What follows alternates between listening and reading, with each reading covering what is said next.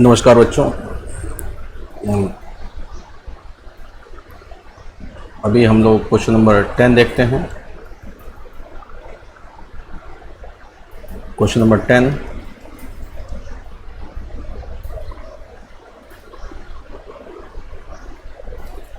One upon x minus root x d x.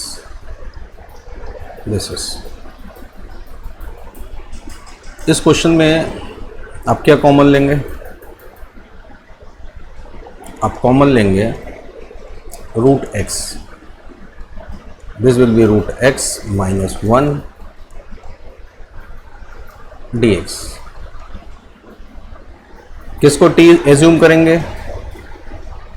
Late root x minus 1 equal to t. Both side differentiate करेंगे।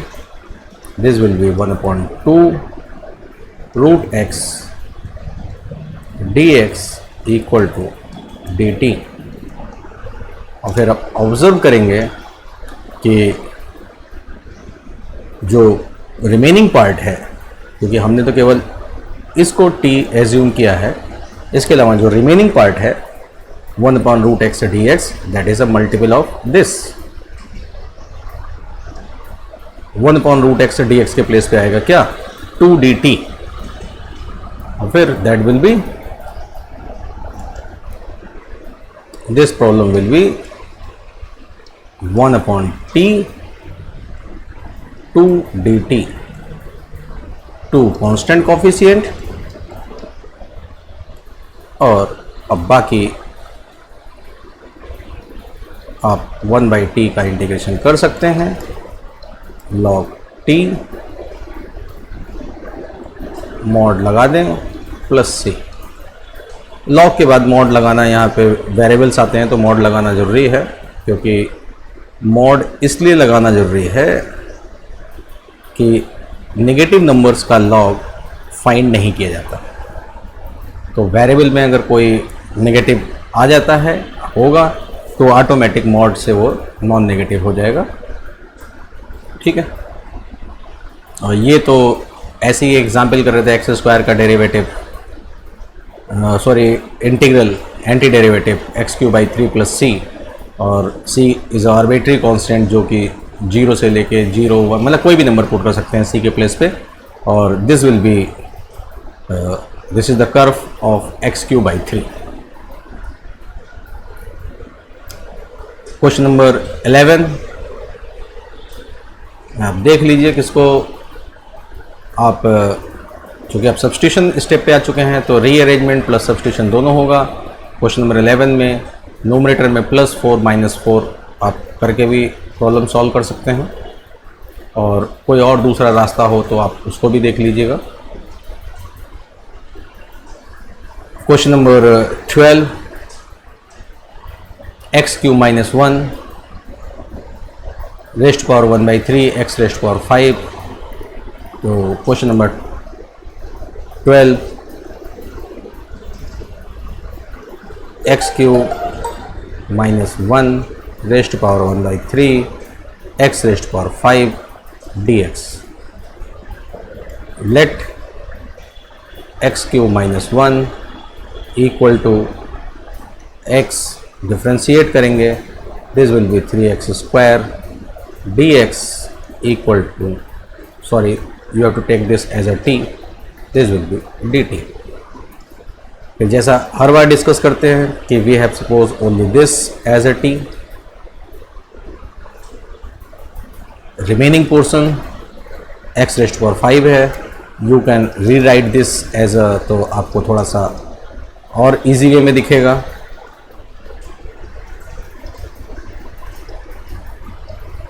x rest power 5 को आपने लिख दिया x³ into x² dx। तो remaining जो part है that is x³ into x² dx, इसका बहुत सारा हिस्सा इसका मल्टीपल है।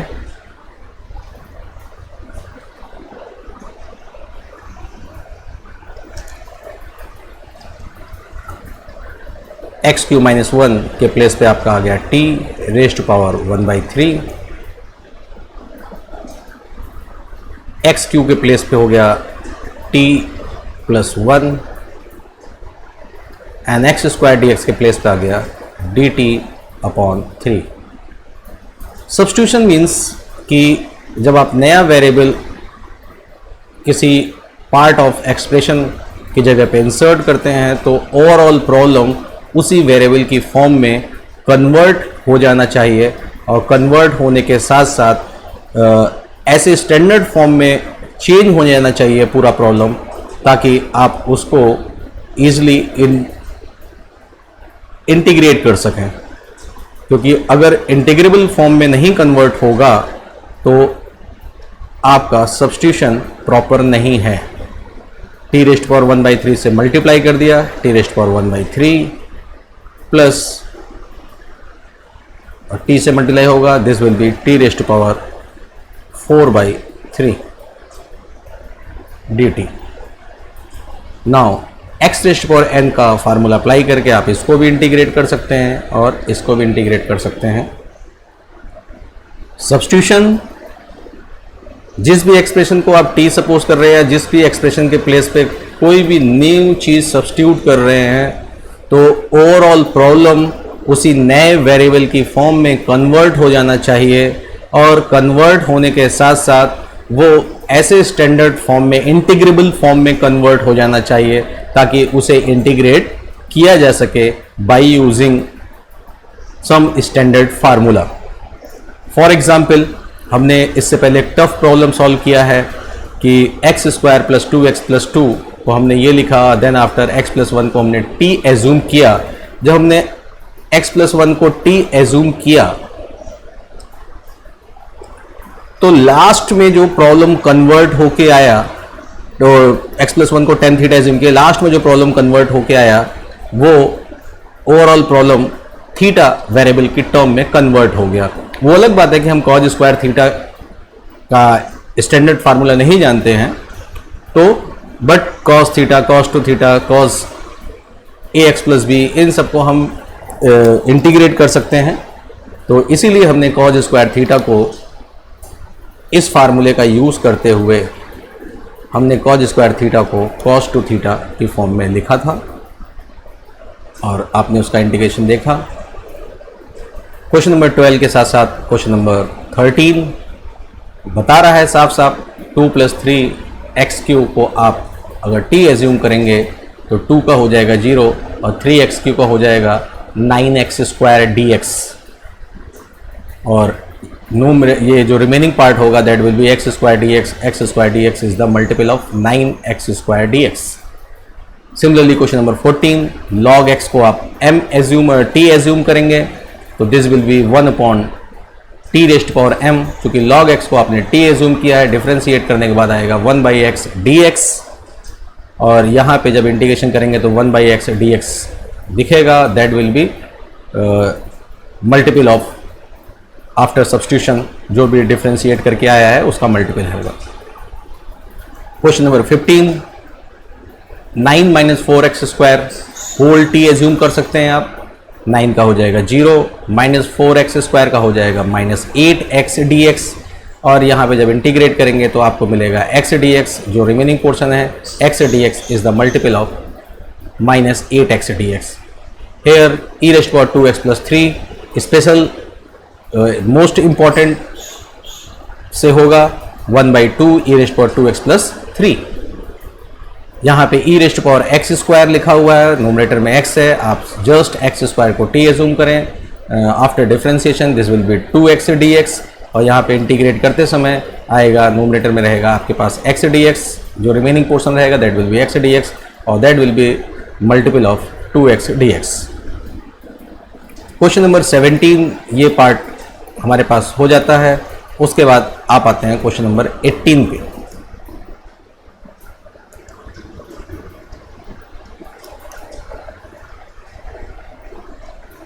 क्वेश्चन नंबर 18, e⁻10⁻x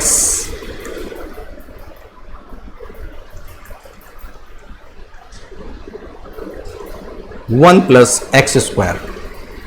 हमारा मोटो जो सब्स्टिट्यूशन का होता है वो यही होता है कि after substitution whole problem new variable की फॉर्म में कन्वर्ट हो जाए और साथ साथ इंटीग्रेबल फॉर्म में भी होना चाहिए, ताकि हम स्टैंडर्ड बेसिक फार्मूले का यूज करके इसे इंटीग्रेट कर सकते हैं. That's why you suppose let tan inverse x equal to t. After differentiation this will be 1 upon 1 plus x square dx equal to dt. और जैसा कि आप देख रहे हैं कि आपने ओनली tan इनवर्स x को t सपोज किया, उसके बाद ये तो हो गया e रेस्ट पावर t, और जो रिमेनिंग पोर्शन बचता है जो कि अभी x की फॉर्म में ही है, that is dx upon 1 plus x square, और this is a multiple of this, जो कि सब्स्टिट्यूशन के बाद हमने जो डिफ्रेंशिएट किया इसका मल्टीपल है, इसके प्लेस पे आएगा dt. तो हमारा जो प्रॉब्लम है this will B integrable form, in the integral form e rest power t, और इसके प्लेस पे आ गया dt, और simply e rest power t plus c, इसका इंटीग्रेशन हो गया. एट लास्ट आप e रेस्ट पावर t में t के प्लेस पे आप वैल्यू पुट कर दीजिए tan इनवर्स x, बस हो गया, आंसर हो गया ये. सिमिलरली आप क्वेश्चन नंबर 19 पे जाएं. e rest power 2x minus 1, e rest power 2x plus 1. इस प्रॉब्लम में थोड़ा सा रीअरेंजमेंट करना है. रीअरेंजमेंट ये करना है, न्यूमरेटर एंड डिनोमिनेटर दोनों को e rest power minus x से मल्टीप्लाई कर दें. e rest power minus x से मल्टीप्लाई कर देंगे तो e rest power x minus e rest power minus x upon denominator will be e rest power x प्लस e rest power minus x dx. अब आपको substitution करना है.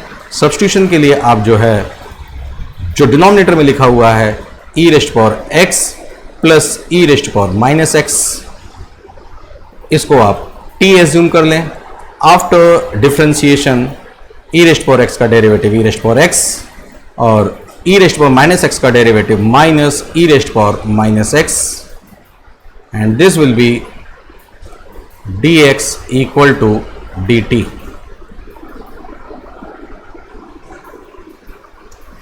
Only हमने इस पार्ट को t एज्यूम किया, ये तो t में कन्वर्ट हो जाएगा.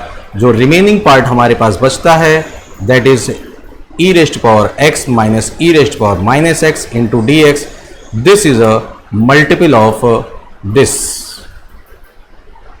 इसके मल्टीपल होने से हमें यह फायदा मिलेगा कि रिमेनिंग पोर्शंस को भी हम dt की फॉर्म में कन्वर्ट कर सकते हैं. तो this whole problem after substitution will be dt upon t, and this is a integrable form log mod t plus c. Now put the value of t. You can put the value of t. Similarly, you can understand the problem number 20, which you have assumed as a t, which part e raised to power 2x plus e raised to power minus 2x. You assume this. This is the most important question.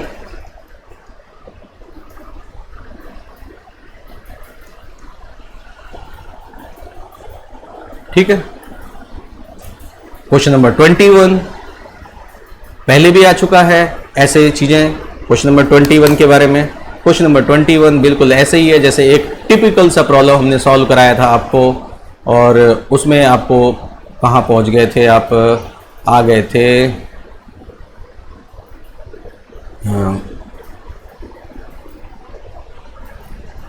यहीं पे कहीं पे था problem कि आप tan square पे पहुँचे हुए थे और आपको tan स्क्वायर का नहीं मालूम था. तो हमने कहा कोई बात नहीं, आपको tan स्क्वायर का नहीं मालूम है तो कोई बात नहीं, लेकिन आप tan स्क्वायर के प्लेस पे लिख तो सकते हैं कुछ.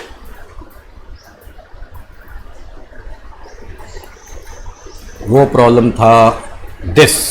क्वेश्चन नंबर 19 था कि इसको साइन कॉस की फॉर्म में कन्वर्ट कर दिया तो this become tan square dx. This become tan square dx, और tan स्क्वायर का हमें डेरिवेटिव ने सॉरी एंटी डेरिवेटिव इंटीग्रल नहीं मालूम, उसको हमने लिख दिया sec square x minus 1. Similarly इस क्वेश्चन में भी क्वेश्चन नंबर 21 आप tan स्क्वायर को आप लिख देंगे कि क्वेश्चन नंबर 21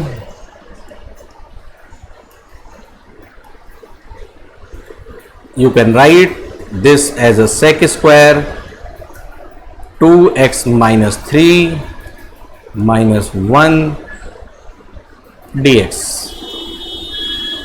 आपको सेक स्क्वायर का इंटीग्रेशन मालूम है, उसके साथ साथ मोस्ट इंपॉर्टेंट जो मैंने कहा था कि ये सबसे ज़्यादा यूज़ होता है, उस टूल्स का भी यूज़ किया, तो उसके अकॉर्डिंग 1/2 10 2x minus 3 एंड -1 का इंटीग्रेशन हो गया x plus c। Question number 22 sec square सीधे लिखा हुआ है, आप 22 sec square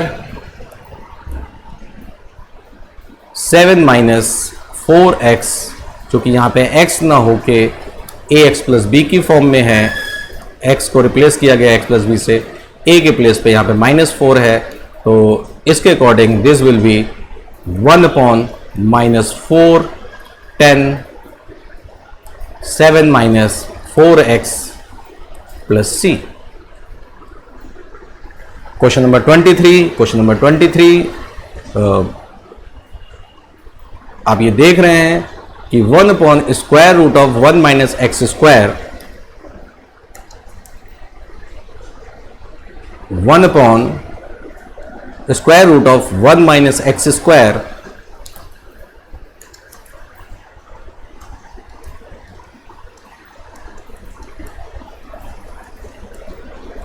is derivative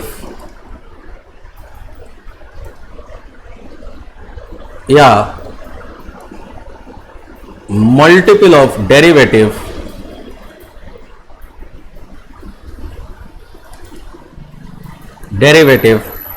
of sine inverse x. That's why we will choose here sine inverse x as a t। हम sine inverse x के place पे नया variable substitute करेंगे and this will be 1/√1 minus x square dx equal to dt। And now problem जो change होके हुआ sine inverse x upon √1 minus x square dx, ये problem change होके हो जाएगा t, क्योंकि हमने केवल साइन इनवर्स x को t एज्यूम किया है और जो रिमेनिंग पोर्शन है dx upon 1 minus x square that is a multiple of this. तो स्टार्टिंग में ही हमने एक लाइन बोल दी थी कि नजर हमारी पड़ी कि 1/√1 minus x square either it is a derivative or multiple of derivative of sin inverse x, that's why we have to take sin inverse x as a new variable t। so now this will be dt और अब आप इसको problem को solve कर सकते हैं। This is now in integrable form, ये अब हमारा प्रॉब्लम इंटीग्रेबल फॉर्म में है। Similarly question number 24 6 cos x plus 4 sin x, you take 6 cos x plus 4 sin x as a t and then after differentiate, और फिर आप देखेंगे कि जो प्रॉब्लम में रिमेनिंग पोर्शन होगा, remaining portion 2 cos x minus 3 sin x, ये problem में रिमेनिंग पोर्शन होगा into dx। This will be either derivative या multiple of derivative of 6 cos x plus 4 sin x। ये आप चेक करके देख सकते हैं, जब आप इसको t लेंगे और आफ्टर इसका डेरिवेटिव फाइंड करेंगे बोथ साइड, तब आपको मिल जाएगा। क्वेश्चन नंबर 25 थोड़ा सा रीअरेंज करना है। 1/cos स्क्वायर को आप लिख देंगे sec स्क्वायर x dx और डिनोमिनेटर में 1 माइनस 10x, जैसा कि आप देख रहे हैं 10x होल स्क्वायर, जैसा कि आप देख रहे हैं sec square x dx, this 1 sec square dx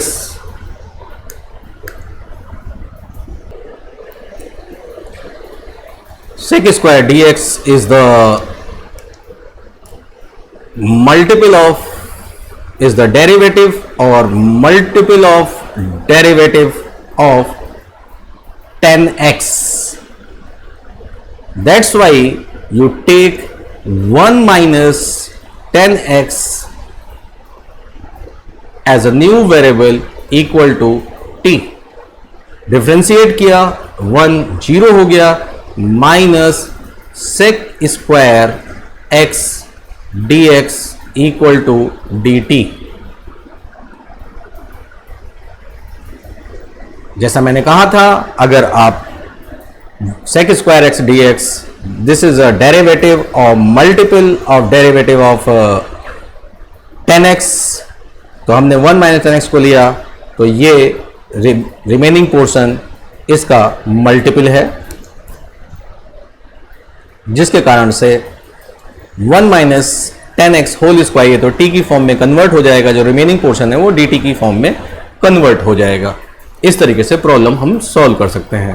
question number 26 आप देख लीजिए. cos x का मालूम है, cos रूट x का नहीं मालूम होता, तो cos में क्या चीज प्रॉब्लमेटिक है, root x. That's why you take the root x equal to t. Differentiate करिए, आप पाएंगे रिमेनिंग पोर्शन कहीं ना कहीं है.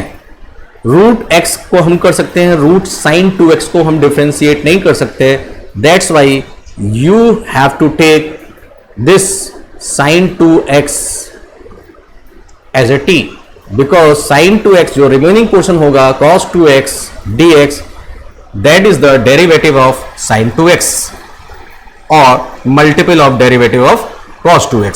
This sine 2x will be derivative, जो ये रिमेनिंग पोर्शन है आपका cos 2x, this is the derivative of sine 2x.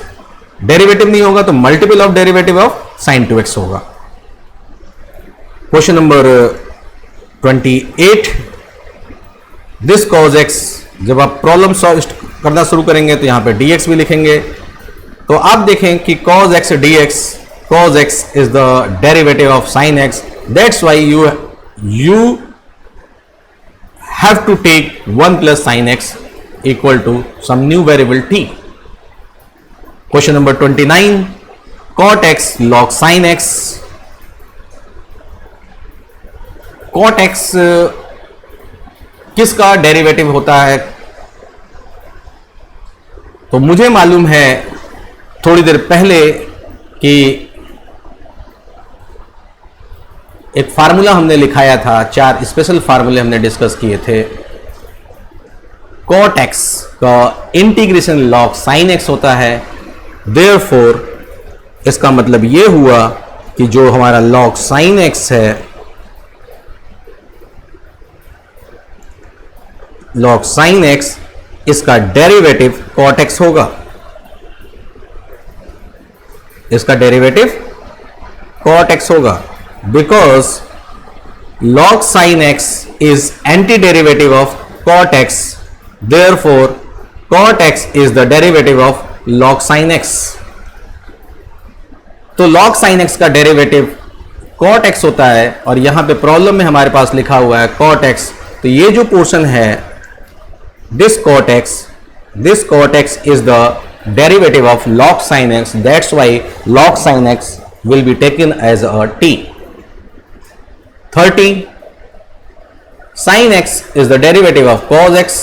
That's why 1 plus cos x will be taken as a t. Similarly 31. Now come to the question number 32.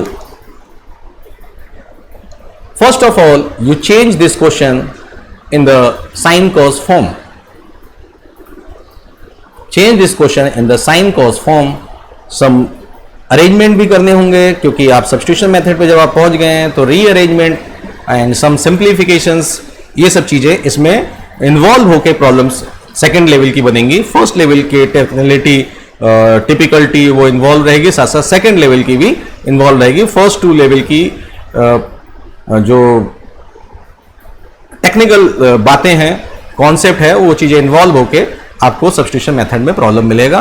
तो जब आप इसको sine cos में convert कर देंगे तो this will be sine x, क्योंकि cot x is equal to होता है कॉस अपॉन साइन. तो there will be sine x और this will be sine x plus cos x. This is a very important problem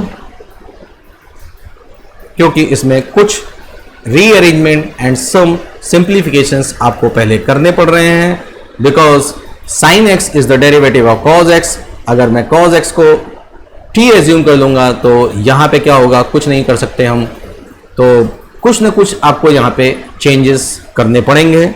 changes क्या हैं, आपको इस problem में इसे 2 से डिवाइड कर दें एंड 2 से मल्टीप्लाई कर दें. ये जो नोटिंग पॉइंट है, अगर ये किसी बच्चे को नहीं आता रहेगा तो वो बच्चा इस प्रॉब्लम को सॉल्व नहीं कर पाएगा. इसीलिए इसको मोस्ट इंपॉर्टेंट प्रॉब्लम में रखा गया है, क्योंकि एग्जाम में ऐसे प्रॉब्लम दिए जाएंगे और बच्चे को इसका नोटिंग पॉइंट नहीं मालूम है कि कहाँ से इसकी स्टार्टिंग करनी है, तो वो बच्चा इस प्रॉब्लम को सॉल्व नहीं कर पाएगा, क्योंकि प्रॉपर किसको टी एज्यूम करना है वो जान ही नहीं सकता. नाउ 2 साइन एक्स को हमने लिख दिया sine x plus cos x, and second group हमने बना दिया sine x minus cos x upon में sine x plus cos x. तो इस ग्रुप के साथ भी डिनोमिनेटर हमने sine x plus cos x लिख दिया, और दूसरे ग्रुप के साथ भी हमने लिख दिया sine x plus cos x. Now अब ये जो प्रॉब्लम है 2 इंटीग्रल फॉर्म में ये प्रॉब्लम हमारा कन्वर्ट हो गया है. अब नाउ ये 2 इंटीग्रल हमारे बन गए हैं और ये दोनों के दोनों ही इंटीग्रेबल होंगे. इनको स्टैंडर्ड फार्मूले से हम इंटीग्रेट कर सकते हैं. दिस अपॉन दिस ये कैंसिल हो गया, हेयर विल बी 1 और यहां पे dx है, तो this will be 1 dx. Second हमारा ये sine x minus cos x dx upon में sine x plus cos x. आप ये ऑब्जर्व करेंगे, आप ये पाएंगे कि सेकंड वाले इंटीग्रेशन में, सेकंड वाले में ये जो इंटीग्रेंड है, this portion is derivative of sign x plus cos x. या तो डेरिवेटिव होगा, otherwise multiple of the derivative of sign x plus cos x होगा, और इसीलिए आपको sign x plus cos x को यहां पे टी एज्यूम करके आपको प्रॉब्लम सॉल्व करना चाहिए. और ये तो सिंपल x हो जाएगा, और यहां पे आपका सब्स्टिट्यूशन अप्लाई करके आप इस प्रॉब्लम को सॉल्व करेंगे. जो है 32 के बाद इसी तरीके से 33 है. सेम लॉजिक जो 32 के साथ यूज हुआ वैसा ही कुछ लॉजिक 33 के साथ भी करना पड़ेगा. Before starting the problem some noting point 2 से डिवाइड, 2 से मल्टीप्लाई करके कुछ ना कुछ प्रॉब्लम्स आपको एडजस्ट करने पड़ेंगे. 34 problem,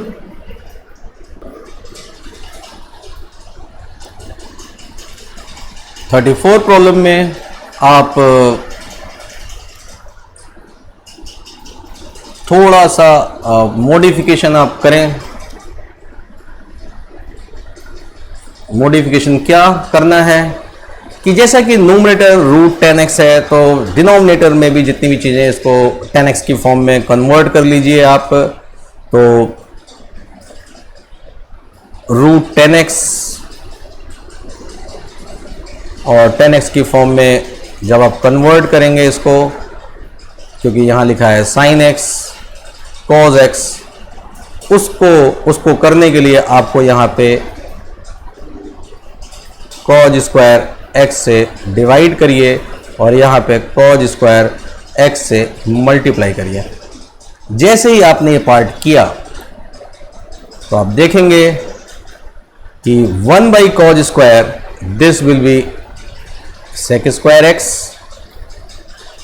root 10x as it is upon cos, और कॉज स्क्वायर में से एक कॉस कैंसिल हो जाएगा, फाइनली बचेगा sine upon cos. This will be 10x dx equal to root 10x और ये 10x, तो this is sec square x upon root 10x dx. As you know, sec square x is the derivative of 10x. That's why you should take 10x equal to t. Problem हो गया. किसको substitute करना है? 1 plus log x if you take as a t, उसका derivative 1 by x आपको मिल जाएगा. इसमें भी आप x plus log x को t एज्यूम कर सकते हैं. यहाँ पे आप tan inverse x raise to power 4 को t एज्यूम करेंगे और लास्ट में पाएंगे कि जो रिमेनिंग पोर्शन होगा दैट विल बी डेरिवेटिव और multiple of derivative of tan inverse x raise to power 4. इस तरीके से ये आपकी एक्सरसाइज जो भी 7.3 था वो फिनिश होता है. 7.2 सॉरी, सब्स्टिट्यूशन मेथड पे बेस्ड ये प्रॉब्लम था आपका. और नेक्स्ट एक्सरसाइज में कुछ और टेक्निकलिटी होगी, उसके साथ हम उससे पहले उस पे आने वाले बेसिक टूल्स क्या हैं उसके बारे में डिस्कस करेंगे और फिर हम नेक्स्ट एक्सरसाइज सॉल्व करेंगे. Okay, thank you.